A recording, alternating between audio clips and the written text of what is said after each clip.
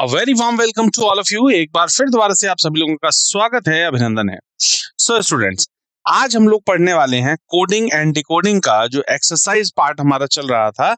Exercise का जो exercise questions हम लोग कर रहे थे उसका पार्ट 1 हम लोगों ने कर लिया था और आज हम लोग करने वाले हैं इसका पार्ट 2। ठीक है, तो पार्ट 2 आज हम लोग इसका डिस्कस करेंगे कोडिंग एंड डिकोडिंग का। और इससे पहले क्या कहते हैं, इसके जो इतने भी टाइप्स थे वो सब हम डिस्कस ऑलरेडी कर चुके हैं। ठीक है, तो स्टार्ट करते हैं आज के अपने सेशंस को। प्रैक्टिस क्वेश्चंस हैं, एक्सरसाइज क्वेश्चंस हैं। आप लोगों को इनके क्वेश्चंस को मैं आपको टाइम दूंगा, आपको पहले क्वेश्चंस को सॉल्व करने की कोशिश करनी है। अगर आपसे बनता है तो अच्छी बात है, नहीं बनता है तो फिर उसके बाद मैं उसे बताऊंगा। ठीक है, चलिए स्टार्ट करते हैं एक बार सेशन को बढ़िया तरीके से। Let's start. सो इंडेक्स में अगर हमारी बात करी जाए तो बेसिकली टाइप्स ऑफ क्वेश्चंस की अगर हम लोग बात करें, बाकी सारी चीजें पहले हम लोग डिस्कस कर चुके हैं। इस वाले पर्टिकुलर वीडियो के अंदर हम लोग 2.4.1 से लेकर के 2.4.9 तक के जितने भी टाइप्स के क्वेश्चन होंगे वो सारे मिक्स क्वेश्चंस आपके सामने आएंगे। आपको सही अप्रोच लगाते हुए, जी हाँ, सही अप्रोच लगाते हुए और उसके बाद उस क्वेश्चंस को आप लोगों को करना है। ठीक है, चलिए तो आते हैं जरा पहले नंबर क्वेश्चन पे। डिस्क्लेमर, अस्वीकरण। हमारे स्लाइड डेक में उपयोग की गई छवियां केवल शैक्षणिक उद्देश्यों के लिए है। हम इन छवियों के मूल रचनाकारों और मालिकों के बौद्धिक संपदा अधिकारों का सम्मान करते हैं। यदि आप इस डेक में उपयोग की गई किसी भी छवि के मालिक हैं और कोई चिंता या समस्या है तो कृपया करके हमें sathi@iitk.ac.in पर हमसे संपर्क करें, हम छवियां हटा देंगे। Thank you. तो क्वेश्चन नंबर पहला आया है, आप सभी की स्क्रीन के ऊपर है। क्वेश्चन को बहुत ध्यान से स्टडी करना है और उसके बाद आंसर करना है। अप्रोच का ध्यान रखना है, कॉन्सेप्ट का ध्यान रखना है कि कौन सा कॉन्सेप्ट इसके अंदर लग रहा है। ठीक है, चलिए तो 10 सेकंड में आपको देता हूं, करिए क्वेश्चन को।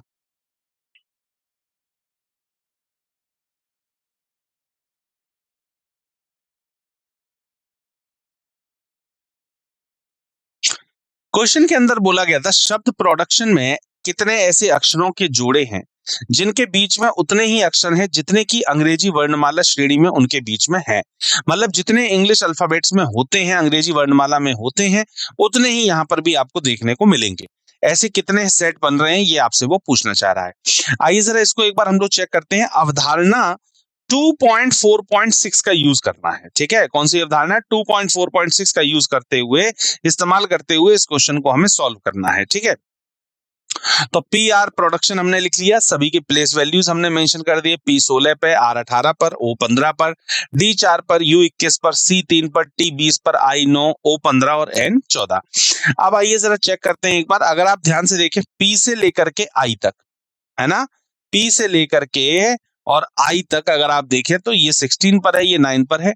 इसके बीच में उतने ही लेटर्स हैं। नंबर ऑफ लेटर, कौन से लेटर हैं डजंट मैटर, बस उतने ही लेटर हैं। हमें नंबर ऑफ लेटर से मतलब होता है कि कितने हैं, तो उतने ही नंबर ऑफ लेटर्स हैं जितने इंग्लिश अल्फाबेटिकल ऑर्डर में होने चाहिए। ठीक है, यहीं पर अगर मैं बात करूं आर और यू की, तो आर और यू के बीच में भी उतने ही लेटर हैं जितने इंग्लिश अल्फाबेट्स में होने चाहिए। ऐसे ही यहां पर अगर मैं बात करूं ओ और एन की, तो ओ और एन के बीच में भी उतने ही लेटर हैं जितने इंग्लिश अल्फाबेट्स में होने चाहिए। तो यहाँ पर 3 सेट बन के तैयार हो रहे हैं। एक बन रहा है आर और यू का, एक बन रहा है एन और ओ का, और एक बन रहा है आई और पी का। ठीक है, तो इस तरीके से यहाँ पर 3 सेट आपके साथ, या 3 जोड़े ऐसे बन के तैयार हो रहे हैं। तो इसका मतलब इसके लिए 4th ऑप्शन जो है वो आपका इसके लिए बिल्कुल सही है, परफेक्ट आंसर है, सही जवाब है। ठीक है, आइए जरा आगे बढ़ते हैं नेक्स्ट क्वेश्चन की तरफ। दूसरा नंबर क्वेश्चन आया है, 10 सेकंड है आपके पास, करिए क्वेश्चन को।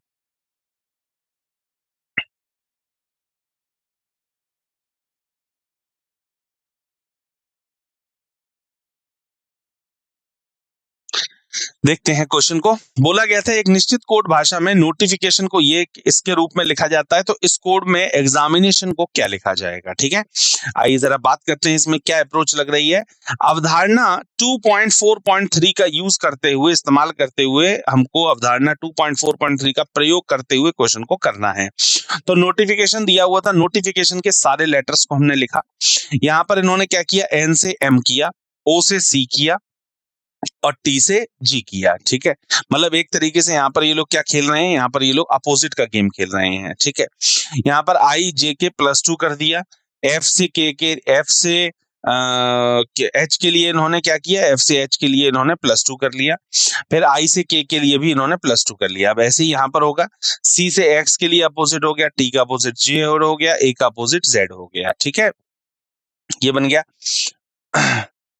GLMK, ये दिया हुआ था GLMK। ठीक है, हाँ, GLMK। ठीक, तो O का अपोजिट L हो गया। ऐसे ही यहाँ पर फिर आगे बढ़े हम लोग, C का अपोजिट X हो गया, A का अपोजिट Z, T का अपोजिट G हो गया। फिर यहाँ पर वही हुआ, -2 करके नीचे, फिर -2 करके नीचे, -2 करके। तो बेसिकली वो कह रहा है सबसे पहले अपोजिट, फिर +2, फिर अपोजिट, फिर -2। ठीक है, अब ऐसे ही एग्जामिनेशंस के अंदर हम लोग कर देंगे। सबसे पहले हम लोग अपोजिट खेलेंगे, ई का अपोजिट V, एक्स का अपोजिट C, ए का अपोजिट Z, अपोजिट हो गया। फिर M में 2 जोड़ा, I में 2 जोड़ा और N में 2 जोड़ा, +2 करके यहाँ लिख दिया। A से Z अपोजिट, I का अपोजिट R और T का अपोजिट G, अपोजिट हो गया। फिर O में से 2 गया M, N में से 2 गया L और S में से 2 गया तो Q। ठीक है, तो बिल्कुल जो ऊपर कॉन्सेप्ट लगाया गया था, सेम कॉन्सेप्ट के साथ में हमने नीचे भी काम कर दिया है। ठीक है, तो इसका मतलब इसके लिए फर्स्ट ऑप्शन जो बन रहा है वो इसके लिए बिल्कुल सही है। परफेक्ट आंसर है, राइट आंसर है ए को, पहला ऑप्शन। ठीक है, आइए आगे बढ़ते हैं अगले क्वेश्चन की तरफ। अगला क्वेश्चन आया है 3 नंबर सवाल। ठीक है, 3 नंबर सवाल पर चलते हैं। क्या बोला गया है, 10 सेकंड आपके पास है, करिए क्वेश्चन को।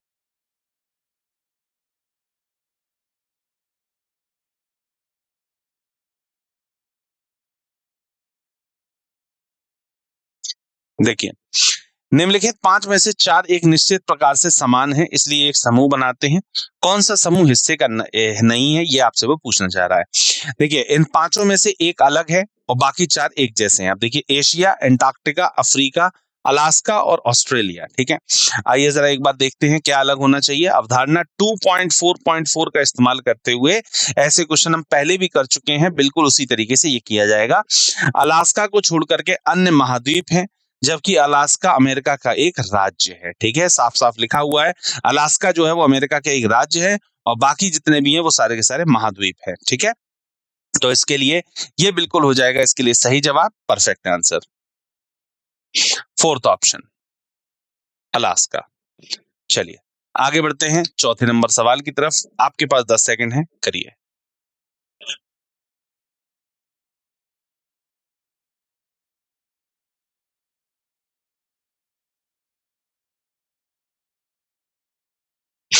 क्या बोला गया था, शब्द लेबर में ऐसे अक्षरों के कितने जोड़े हैं जिसमें आगे और पीछे दोनों दिशाओं में उतने ही अक्षर हैं जितने अंग्रेजी वर्णमाला में होने चाहिए।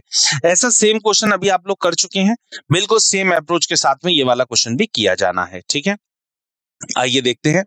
देखिए, एल से ओ में उतने ही लेटर हैं जितने इंग्लिश अल्फाबेट्स में होने चाहिए। ए से बी में उतने ही लेटर हैं जितने इंग्लिश अल्फाबेट्स में होने चाहिए। तो एक एल और ओ और एक ए और बी, ये 2 सेट ऐसे बन के तैयार हो रहे हैं, 2 जोड़े बन के तैयार हो रहे हैं। और 2 जो दिया था वो आपको दिया था थर्ड ऑप्शन पे, तो मतलब थर्ड ऑप्शन इसके लिए बिल्कुल सही है, परफेक्ट आंसर है, राइट आंसर है। ठीक है, आगे बढ़ते हैं अगले क्वेश्चन की तरफ। ये लीजिए, आपके पास 10 सेकंड है, करिए क्वेश्चन को।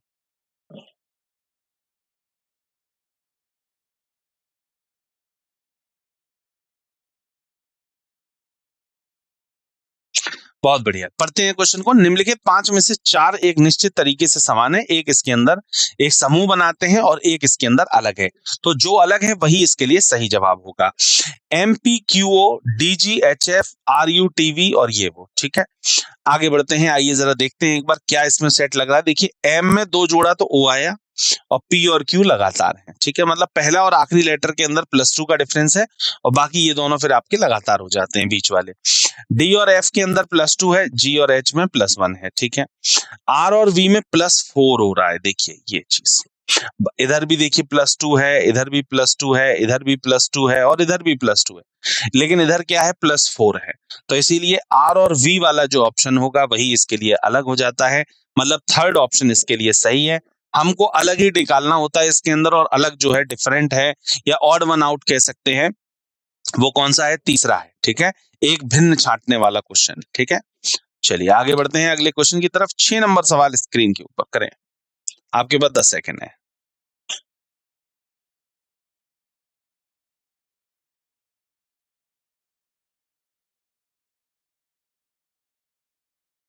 बिल्कुल, जैसे 5वां क्वेश्चन हुआ था बिल्कुल उसी आधार पर, उसी कॉन्सेप्ट के साथ में हम लोगों को करना है छठा क्वेश्चन, ठीक है? सेम कॉन्सेप्ट के साथ में अवधारणा वही लग रही है 2.4.1 उसी अवधारणा के साथ में इस क्वेश्चन को भी करना है, ठीक है? देखिए ए से सी के अंदर +2 हुआ, ऐसे ही जी से आई के अंदर भी +2 हुआ, इधर एच से जे के अंदर भी +2 हुआ, ठीक है? इधर भी +2 ही हुआ था, इधर एक्स से जेड में भी +2 हो रहा है, इन सभी के अंदर +2 हो रहा है, लेकिन यहाँ पर अगर आप देखें ध्यान से तो यहाँ पर क्या हो रहा है -1 हो रहा है, ठीक है? तो इसका मतलब यही इसके लिए बिल्कुल अलग है, डिफरेंट है, WIV ठीक है? आइए देखते हैं जरा WIV किस पर दिया है, सेकंड ऑप्शन पे दिया है, तो दूसरा ऑप्शन जो है वो इसके लिए सही जवाब है, दूसरा विकल्प जो है वो इसके लिए सही जवाब है, परफेक्ट आंसर है। आइए आगे बढ़ते हैं नेक्स्ट क्वेश्चन पर। 10 सेकंड है आपके पास इस क्वेश्चन को सॉल्व करने के लिए, करिए।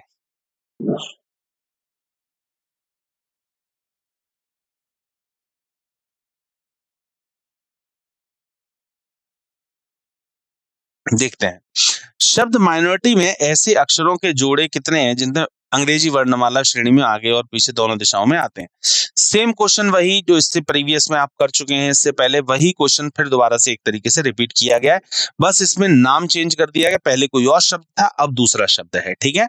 चलिए आइए जरा चेक करते हैं एक बार। माइनॉरिटी में माइनॉरिटी हमने सबसे पहले लिखा, आप देखेंगे यहाँ पर पहला सेट बनके तैयार हो रहा है एन और ओ का, एन और ओ के बीच में उतने ही लेटर हैं जितने इंग्लिश अल्फाबेट्स में होने चाहिए, आर और टी के बीच में भी उतने ही लेटर हैं जितने इंग्लिश अल्फाबेट्स में होने चाहिए, ठीक है?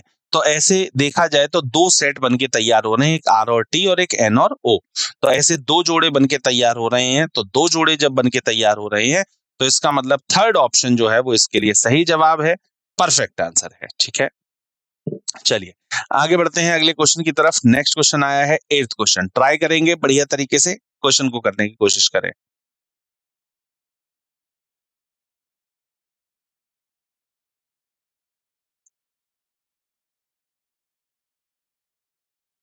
देखिए बोला गया था निम्नलिखित पांच में से वही एक अलग है, ऑड वन आउट है, इनमें से कोई ना कोई एक नंबर भिन्न है किसी ना किसी तरीके से, उसी भिन्न नंबर को हमको निकाल करके बाहर करना है, ठीक है? आइए जरा चेक करते हैं। अवधारणा 2.4.4 का इस्तेमाल करते हुए 87 को छोड़ करके 87 को छोड़कर अन्य सभी अभाज्य संख्याएं हैं। अभाज्य संख्या कौन सी होती हैं? जो किसी से भाज्य ना हो, मतलब किसी से डिवाइड ना हो, ठीक है? तो जो जिससे डिवाइड नहीं जाती हैं वो सारी की सारी होती हैं अभाज्य संख्याएं। तो 87 को छोड़कर, लेकिन 87 जो होता है वो 3 से ऑलरेडी डिविजिबल है, ठीक है? 87 देखिए लिखा भी हुआ है, ये 1 से भी डिविजिबल है, और 1 से तो खैर चलिए सारी डिविजिबल होते हैं, लेकिन बेसिकली देखा जाए तो ये 3 से डिविजिबल है, ठीक है? तो इसीलिए 87 जो है वो इसके लिए अलग हो जाता है, डिफरेंट हो जाता है, जो कि थर्ड ऑप्शन पे दिया हुआ है, तो थर्ड ऑप्शन इसके लिए सही है, परफेक्ट आंसर है। आगे बढ़ते हैं अगले क्वेश्चन की तरफ, ये लीजिए 10 सेकंड है आपके पास, करिए क्वेश्चन को।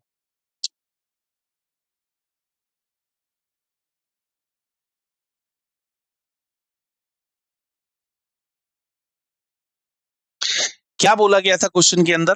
निम्नलिखित पांच में से वही एक तरीके से एक समान है और एक समूह बनाते हैं और एक इसके अंदर भिन्न है, तो जो भिन्न है वही इसका सही आंसर होगा। सारे नंबर्स के कॉम्बिनेशन दिए हुए हैं, आइए जरा एक बार चेक करते हैं क्या होना चाहिए। अवधारणा 2.4.4 का इस्तेमाल करते हुए क्वेश्चन को हमें सॉल्व करना है। 919 और 939 को छोड़ करके दिए गए सभी संख्याओं में दूसरे समूह का मध्य अंक पहले समूह के मध्य अंक से दुगना हो रहा है। अगर आप ध्यान से देखें यहाँ पर मिडिल डिजिट क्या है 2 और यहाँ पर मिडिल डिजिट क्या है 4, तो 2 का डबल 4 हो गया, यहाँ 4 का डबल 8 हो गया, यहाँ 3 का डबल 6 हो गया, यहाँ 3 का डबल 6 हो गया, लेकिन यहाँ पर 1 का डबल 2 नहीं हो पाया है, ठीक है? तो इसीलिए यही इसके लिए अलग है, फोर्थ ऑप्शन, ठीक है? तो इसीलिए चौथा ऑप्शन इसके लिए बिल्कुल सही आंसर है, परफेक्ट आंसर है, ठीक है? चलिए अगला क्वेश्चन 10 नंबर क्वेश्चन आया है स्क्रीन के ऊपर, करिए बढ़िया तरीके से।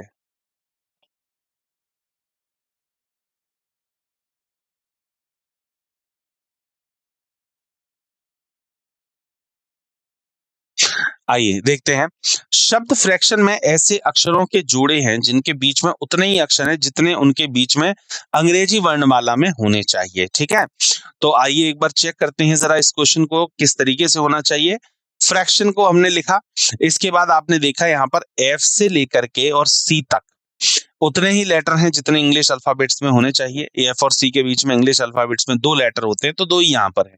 अब वो कौन से हैं उससे फर्क नहीं पड़ता, हमको नंबर ऑफ लेटर्स सिर्फ इसमें देखना होता है। ऐसे ही यहाँ पर आप देखेंगे तो ओ और एन दिया था, तो ओ और एन जब आपको दिया हुआ है तो ओ और एन के बीच में भी उतना ही डिफरेंस है जितना इंग्लिश अल्फाबेट्स में होना चाहिए। तो एक सेट बन के तैयार हो रहा है एन और ओ का, और एक सेट बन के तैयार हो रहा है सी और एफ का। तो ऐसे 2 जोड़े बन के तैयार हो रहे हैं।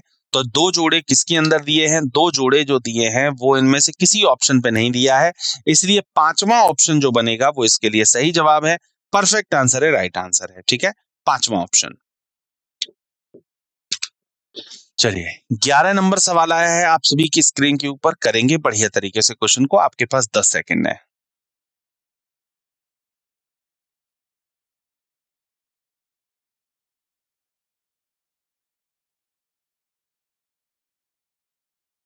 देखिए क्या बोला गया था, यदि दीवार को खिड़की कहा जाता है, खिड़की को दरवाजा कहा जाता है, दरवाजे को फर्श कहा जाता है, फर्श को छत कहा जाता है और छत को वेंटिलेटर कहा जाता है, तो एक व्यक्ति किस पर खड़ा होगा? ठीक है, एक व्यक्ति किस पर खड़ा होगा वो आपसे ये पूछना चाह रहा है। ठीक है, आइए जरा एक बार चेक करते हैं।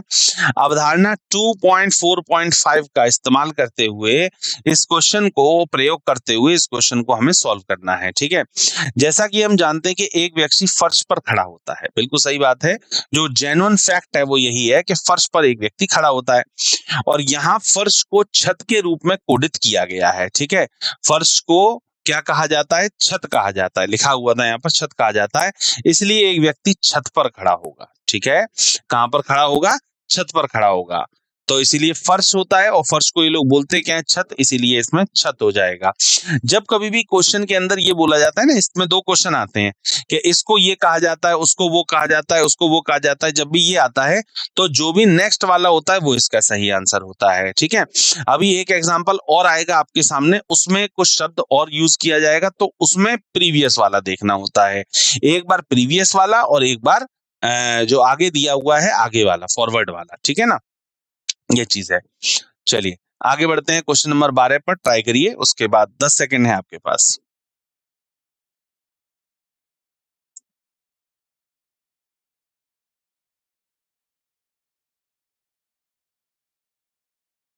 देखिए प्रीवियस वाले में बोला गया था इज कॉल्ड, ठीक है, और यहां पर भी को बोला गया है, यहां पर भी बोला गया है इज कॉल्ड। ठीक है, इरेजर को बॉक्स कहते हैं, बॉक्स को पेंसिल कहते हैं, पेंसिल को शार्पनर कहते हैं, शार्पनर को बैग कहा जाता है। तो बच्चा किससे मिटाएगा? मतलब मिटाने के लिए अगर कोई भी चीज इस्तेमाल करनी है तो किससे होगा? तो मिटाने के लिए हम किस चीज का इस्तेमाल करेंगे? मिटाने के लिए हम लोग इरेजर का इस्तेमाल करते हैं। ठीक है, वैसे इरेजर का यूज किया जाता है। अब हम देखते हैं यहाँ पर 2.4.5 अवधारणा का इस्तेमाल करते हुए क्वेश्चन को करना है।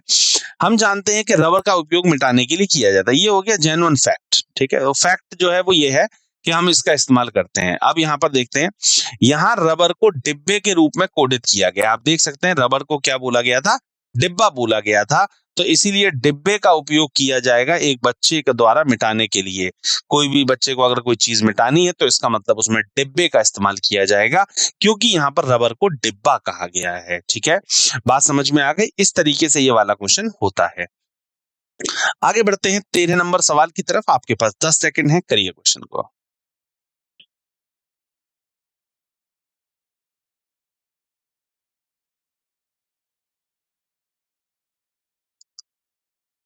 देखिए ट्रांसपेरेंट शब्द में ऐसे अक्षरों के जोड़े उनके बीच में उतने ही अक्षर हैं। फिर दोबारा से वैसा ही क्वेश्चन आया है, जितने इंग्लिश अल्फाबेट्स में होते हैं, जितने अंग्रेजी वर्णमाला में होते हैं, उसी हिसाब से हम लोगों को इसे देखना है। ठीक है, आइए जरा एक बार चेक करते हैं। अवधारणा 2.4.6 का यूज करते हुए क्वेश्चन को करना है। सबसे पहले हमने ट्रांसपेरेंट लिखा। अब आइए सेट देखते हैं, ऐसे कितने सेट बन के तैयार हो रहे हैं। देखिए आप, एस से एन, ये एक सेट बन के तैयार हुआ है। एस से एन में उतने ही लेटर हैं जितने इंग्लिश अल्फाबेट्स में होने चाहिए। आगे बढ़ते हैं, आगे है हमको मिल रहा है एन से पी, एन से पी में भी उतने ही लेटर हैं जितने इंग्लिश अल्फाबेट्स में होने चाहिए। आगे आप देखिए पी से आर, पी से आर में उतने ही लेटर हैं जितने इंग्लिश अल्फाबेट्स में होने चाहिए। और एक और बन रहा है एन से लेकर के आर, एन से आर में भी उतने ही लेटर हैं जितने इंग्लिश अल्फाबेट्स में होने चाहिए। तो एक बना एनपी, एक बना एनआर, एक बना पीआर और एक बना एनएस। तो ऐसे कितने जोड़े बन के तैयार हो रहे हैं? ऐसे 4 जोड़े बन के तैयार हो रहे हैं और 4 जोड़ों के लिए यहां पर ऑप्शन दिया है सेकंड। तो सेकंड ऑप्शन इसके लिए बिल्कुल सही है, परफेक्ट आंसर है, राइट आंसर है सेकंड ऑप्शन। ठीक है, चलिए आगे बढ़ते हैं अगले क्वेश्चन की तरफ। 14th क्वेश्चन आया है आप सभी की स्क्रीन के ऊपर। 10 सेकंड है आपके पास क्वेश्चन को सॉल्व करने के लिए, करिए।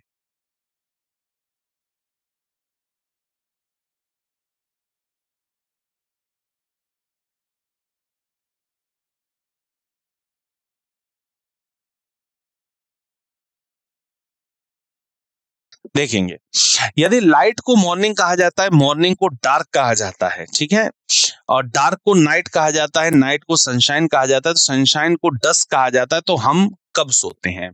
हम लोग कब सोते हैं आपको पता है, नाइट में सोते हैं। अब जरा देखते हैं कि नाइट को क्या करा जाएगा नाइट के साथ में। अवधारणा 2.4.5 का इस्तेमाल करते हैं और तब क्वेश्चन को करते हैं हम लोग सॉल्व। जैसा कि हम सभी जानते हैं कि नाइट में सोते हैं, देखिए ये आपका हो गया क्या, फैक्ट। अब यहां नाइट को सनशाइन के रूप में कोडित किया गया है, ठीक है। नाइट को क्या बोला गया था? सनशाइन कहा जाता है, ठीक है। तो इसका मतलब हमें सनशाइन में सोना है या सनशाइन में सोना चाहिए, या जो भी क्वेश्चन ये पूछा गया है वो, ठीक है। तो इसलिए इसका सही आंसर जो हो जाएगा वो क्या हो जाएगा? सेकंड ऑप्शन, मतलब सनशाइन। ठीक है, ये हो गया इसके लिए परफेक्ट आंसर, राइट आंसर। अगला क्वेश्चन आया है 15th नंबर क्वेश्चन, करेंगे। 10 सेकंड है आपके पास, बढ़िया तरीके से करिए क्वेश्चन को।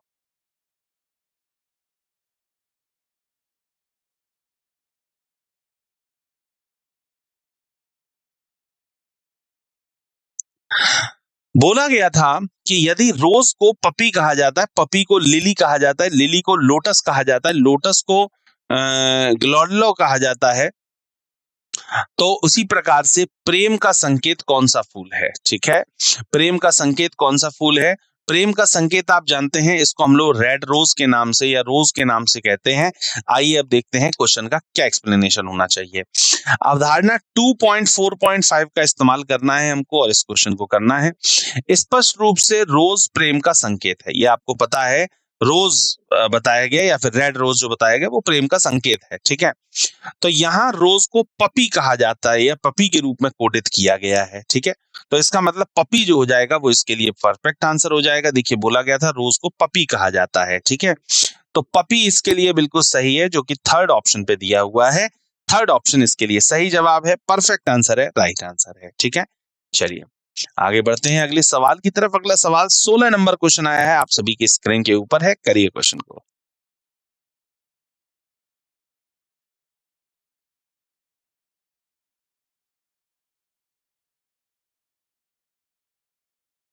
आइए देखते हैं। शब्द एजुकेशन में ऐसे अक्षरों के जोड़े कितने हैं जिनमें से प्रत्येक के बीच उतने ही अक्षर हैं, आगे और पीछे दोनों क्रम में उतने ही अक्षर हैं जितने अंग्रेजी वर्णमाला श्रेणी में होने चाहिए।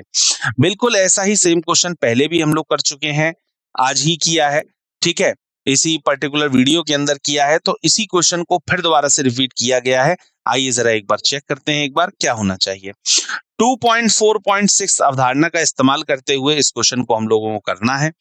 सबसे पहले चेक करते हैं, हमने लिखे यहाँ पर सारे लेटर एजुकेशनल, ठीक है।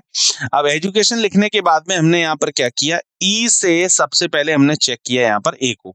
ई और ए के बीच में उतने ही लेटर हैं जितने इंग्लिश अल्फाबेट्स में होने चाहिए।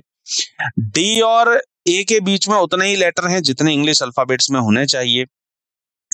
ई और डी के बीच में उतने ही लेटर हैं जितने इंग्लिश अल्फाबेट्स में होने चाहिए। डी और आई के बीच में उतने ही लेटर हैं जितने इंग्लिश अल्फाबेट्स में होने चाहिए, और ओ और एन के बीच में भी उतने ही लेटर हैं जितने इंग्लिश अल्फाबेट्स में होने चाहिए। तो आप देखेंगे यहाँ पर टोटल आपके 4 सेट ऐसे बन के तैयार हो रहे हैं। पहला डी आई, दूसरा एन ओ, तीसरा ए डी, फिर ए ई और उसके बाद डी ई। ऐसे टोटल 5 सेट आपके सामने बन के तैयार हो रहे हैं, 5 सेट्स, ठीक है। अब 5 सेट्स बन के तैयार हो रहे हैं, तो 5 के लिए आपका थर्ड ऑप्शन इसके लिए बिल्कुल सही है, परफेक्ट आंसर है, राइट आंसर है थर्ड ऑप्शन, ठीक है। चलिए आगे बढ़ते हैं अगले क्वेश्चन की तरफ। 17 नंबर क्वेश्चन आप सभी की स्क्रीन के ऊपर है, 10 सेकंड है आपके पास, क्वेश्चन को करिए।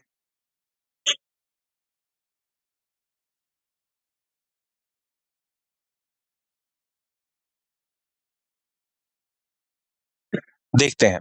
बोला गया था नीला का अर्थ है हरा, हरा का अर्थ है सफेद, सफेद का अर्थ है पीला, पीले का अर्थ है काला और काले का अर्थ है लाल। इसके बाद लाल का अर्थ है भूरा। तो सूरजमुखी का रंग क्या है? ठीक है, अब देखिए यहां पर जो बोला गया ना, वहां पर बोलते थे इज कॉल्ड या कोडित किया गया है ना, लेकिन यहाँ पर है इसका अर्थ ये है, ठीक है, या इसका अर्थ ये है। हर बार ये शब्द यूज किया गया है। तो जब कभी भी ये वाला शब्द यूज किया जाएगा इसका अर्थ ये है, तो अर्थ जहां पर आएगा, मीन्स जहां पर शब्द इस्तेमाल किया जाएगा, अर्थ जहां शब्द इस्तेमाल होगा, वहां पर उससे प्रीवियस वाला, जो उससे पहले वाला जो उसका होगा, वही इसका सही आंसर होगा। अब जैसे सूरजमुखी का रंग क्या है? सूरजमुखी का रंग होता है पीला। अब पीला का अर्थ काला है, इससे मतलब नहीं है। पीला किसे बोला जा रहा है? पीला बोला जा रहा है सफेद को। ठीक है, आइए जरा एक बार चेक करते हैं इस चीज को। देखिए, अवधारणा 2.4.5 का इस्तेमाल करते हुए क्वेश्चन को करना है। स्पष्ट रूप से सूरजमुखी का रंग पीला है, ये तो हो गया फैक्ट। यहां पीले का अर्थ है सफेद, ठीक है, ये बताया गया है पीले का। तो सूरजमुखी का रंग जो हो जाता है वो क्या हो जाता है? सफेद हो जाता है। ठीक है, तो इस तरीके से इसका सफेद बिल्कुल सही होगा, जो आपके थर्ड ऑप्शन पर दिया हुआ है। तो तीसरा ऑप्शन इसके लिए सही है, परफेक्ट आंसर है, राइट आंसर है। आइए अगला क्वेश्चन आया है, 18th क्वेश्चन करेंगे, ये लीजिए।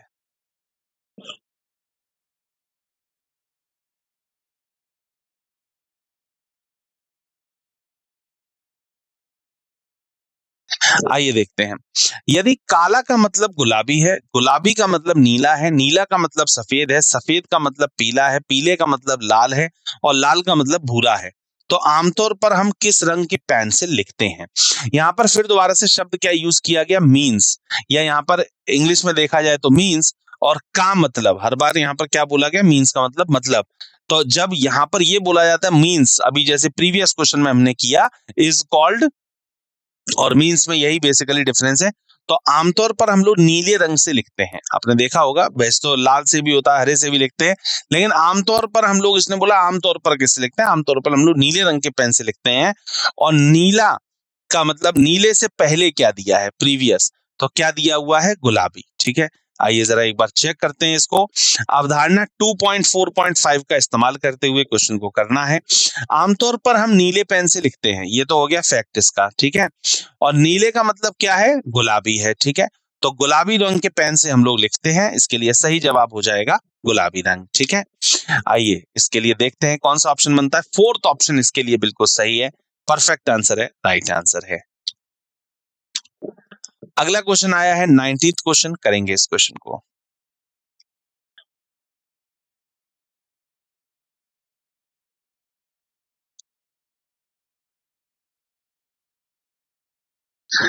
बोला गया था यदि रैट को डॉग कहा जाता है, डॉग को मंगूस कहा जाता है, मंगूस को लॉयन कहा जाता है, लॉयन को स्नेक कहा जाता है, स्नेक को एलिफेंट कहा जाता है, तो कौन सा एक पालतू जानवर है? ठीक है, पालतू जानवर कौन सा होता है? जो पेट एनिमल होता है, जिसे हम लोग कहते हैं वो।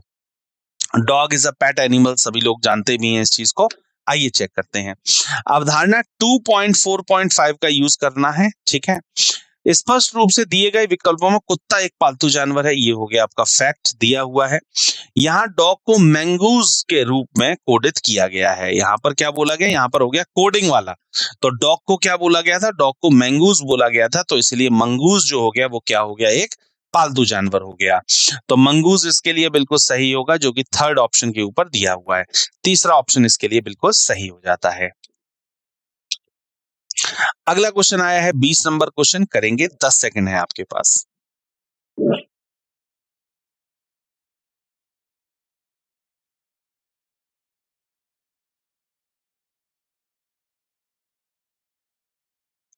बोला गया था यदि घड़ी को टेलीविजन कहा जाता है, टेलीविजन को रेडियो कहा जाता है, रेडियो को ओवन कहते हैं, ओवन को ग्राइंडर कहते हैं, ग्राइंडर को आयरन कहा जाता है, तो एक महिला किस माध्यम से धारावाहिक देखेगी? महिला जो है वो धारावाहिक देखेगी किस पर? टेलीविजन पर। ठीक है, अब टेलीविजन का ही आइए देखते हैं जरा क्या करा गया है। अवधारणा 2.4.5 का यूज करना है हमको इस क्वेश्चन के अंदर। हम जानते हैं कि धारावाहिक देखने के लिए टेलीविजन का उपयोग किया जाता है, ये अच्छे तरीके से आपको पता है। यहाँ टेलीविजन को रेडियो के रूप में कोडित किया गया है, साफ पता है आपको, टेलीविजन को रेडियो के रूप में कोडित किया जाता है। तो इसलिए एक महिला धारावाहिक देखने के लिए रेडियो का उपयोग करेगी। ठीक है, तो रेडियो जो हो जाएगा वो इसके लिए सही जवाब है, जो कि पहले ऑप्शन के ऊपर आपको दिया हुआ है। ठीक है, आइए आगे बढ़ते हैं अगले क्वेश्चन की तरफ। 21st क्वेश्चन, 10 सेकंड है आपके पास, करिए क्वेश्चन को।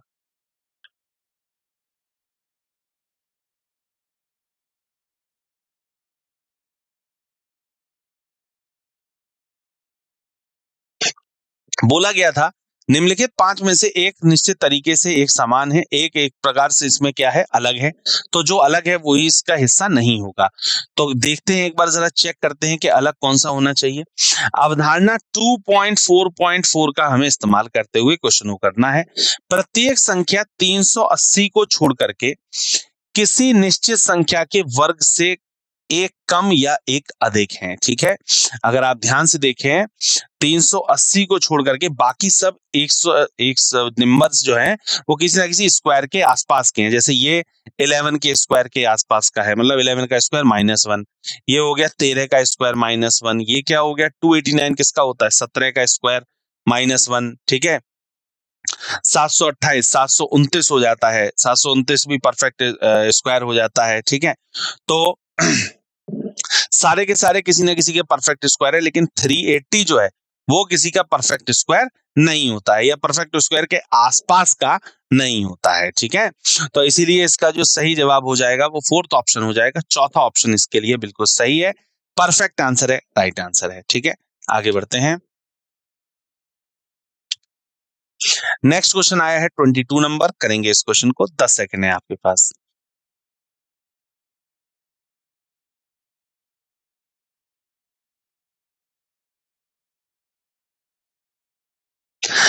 बोला गया था निम्नलिखित में से 5 में से एक एक तरीके से समान है और एक इसके अंदर अलग है। जो अलग है वही इसके लिए सही जवाब होगा। ये देखते हैं जरा, आप देखेंगे यहाँ पर ए का अपोजिट जेड है, बी का अपोजिट वाई है, सी का अपोजिट एक्स है, एफ का अपोजिट यू है और आई का अपोजिट आर है। ये पहली वाली चीज बिल्कुल सही है।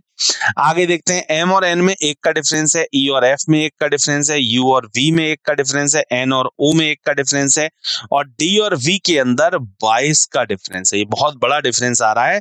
तो आई आर डी वी ये इसके लिए अलग हो जाता है, डिफरेंट हो जाता है, जो कि आपके 5th ऑप्शन के ऊपर दिया हुआ है।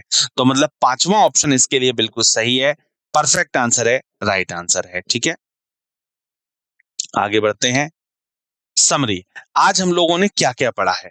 हम लोगों ने आज एक्सरसाइज का पार्ट किया है, कोडिंग डिकोडिंग की एक्सरसाइज देखी है और एक्सरसाइज के अंदर 2.4.4 4.3 ठीक है और 4.6 4.8 इनके क्वेश्चंस को हम लोगों ने सॉल्व किया है। ठीक है, तो इसी तरीके से लगातार आगे भी हम लोग क्वेश्चंस करेंगे। ठीक है, आगे के जो और टाइप्स रह गए हैं उनको भी हम लोग कवर करने वाले हैं। ठीक है, ये सारा का सारा आज हम लोगों ने किया है। ठीक है, आगे मुलाकात होगी आगे के सेशंस में। Thank you so much.